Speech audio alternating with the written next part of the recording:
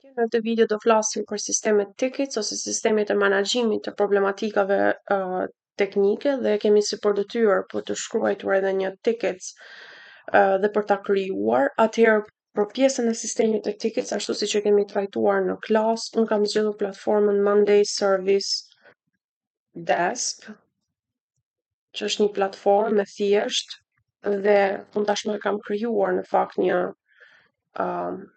një llogari nga ku ju mund të menaxhoni sistemin tuaj, siç e shikoni tani ai edhe po hapet, mund të menaxhoni sistemin tuaj të menaxhimit të problematikave teknike. Atëherë në tickets, që është në dashboardi, ne shfaqim të gjitha çështjet tona teknike të ardhura, qofshin këto çështje të hapura, që presin për një përgjigje ose çështje të zgjidhura.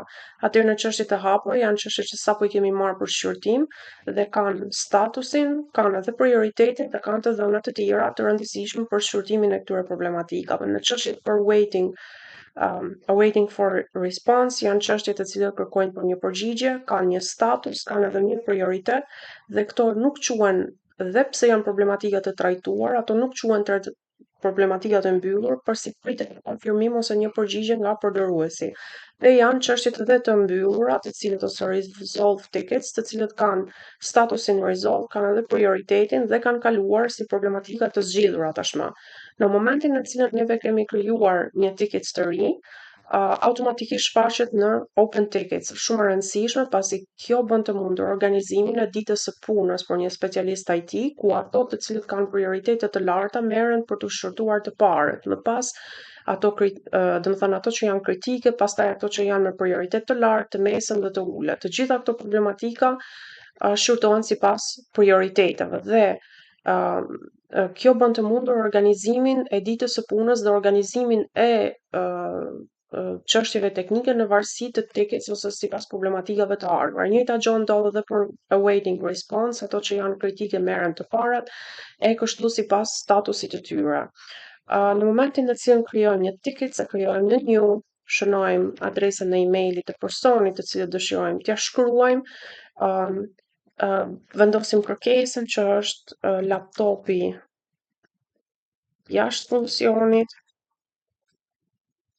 pastaj shkruajmë një description duke përshkruar problematikën dhe japim një kritike. Për shembull, është një laptop shumë i rëndësishëm i jashtë funksionit, laptopi drejtuesit e tjerë, ose mund t'japim një prioritet high.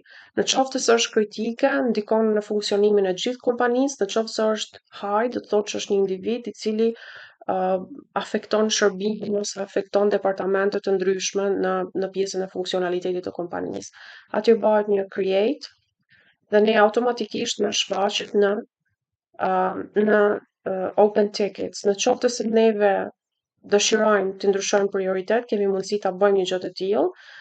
Pastaj ne mund ta supozojmë që e kemi trajtuar si çështje dhe po presim për një përgjigje nga klienti ose ai përdoruesi i cili e ka dhënë këtë si problematik, e kalojmë në waiting customers. Automatikisht ai tickets nga open tickets kalon në statusin e mëposhtëm që është